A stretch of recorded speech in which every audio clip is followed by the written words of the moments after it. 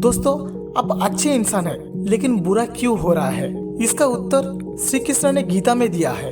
अक्सर हम सोचते हैं कि जो लोग अच्छा करते हैं और हमेशा सबके भले के बारे में सोचते हैं, उनके ही जीवन में सबसे ज्यादा दुख झेलना पड़ता है। दूसरी ओर जो लोग बुरे काम करते हैं, वो सुखी और शांतिपूर्ण जीवन जी रहे हैं। आपने अक्सर महसूस किया होगा कि जो लोग अच्छे करते हैं और हमेशा सबके भला सोचते हैं, वही जीवन में सबसे ज्यादा मुसीबत में फंसते हैं। दूसरी ओर जो लोग बुरे काम करते हैं, वो सुखी जीवन जी रहे हैं। अगर आपके मन में भी कभी ये सवाल आता है, तो आज इसका जवाब जानेंगे। ये जवाब भगवत गीता में है, जो भगवान श्री कृष्ण ने अर्जुन को दिया था। श्री कृष्ण ने अर्जुन से कहा, मैं तुम्हें एक कहानी सुनाता हूँ, जिसे सुनने के बाद तुम समझ जाओगे कि हर व्यक्ति को उसका कर्म का फल मिलता है। हर किसी को अपना रास्ता चुनने का इजाजत होती है। यह इंसान की इच्छा पर निर्भर करता है कि उसे धर्म का मार्ग चुनना है या अधर्म का मार्ग। कहानी शुरू करते हुए श्री कृष्ण ने कहा, एक शहर में दो इंसान रहते थे। एक व्यापारी था जिसका जीवन धर्म के रास्ता में चलता था। वो पूजा पाठ में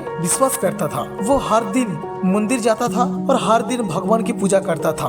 वही और एक दूसरा आदमी बिल्कुल उल्टा था। वो रोज मंदिर जाता था, लेकिन पूजा पाठ करने के नहीं, बल्कि मंदिर के बाहर जूता चुराने के लिए जाता था। उन्हें दान धर्म से कोई लेना देना नहीं था। समय बीतता गया और एक दिन भारी बारिश हो रहा था, जिसके कारण पंडित के अलावा मंदिर में कोई नहीं था। जब दूसरे आदमी को इसके बारे में पता चला, तो उन्होंने सोचा कि ये सही मौका है मंदिर का सब कुछ चुराने का, और पंडित की नजर बचाकर मंदिर का सारा धन चुरा लेता है। उसी समय उस व्यापारी भी मंदिर पहुंच जाते हैं। दुर्भाग्य से मंदिर का पंडित उसे चोर कहकर चिल्लाने लगता है। वहाँ पर लोग इकट्ठा हो गए और उसी की जमकर पिटाई कर दी। किसी तरह वहाँ से निकल लेते हैं वो व्यक्ति। फिर भी दुर्भाग्य ने उसका पीछा नहीं छोड़ा। मंदिर के बाहर एक गाड़ी की टक्कर से उसको बहुत चोट लगता है। सड़क पर उस व्यक्ति की मुलाकात उस व्यक्ति से हुई जिन्हें मंदिर से पैसे चुराए थे। उस व्यक्ति ने कहा, आज मेरी किस्मत खुल गया, मुझे एक साथ इतना सारा पैसा मिल गया। यह सुनकर उस व्यक्ति को बहुत बुरा लगा और उसने घर जाके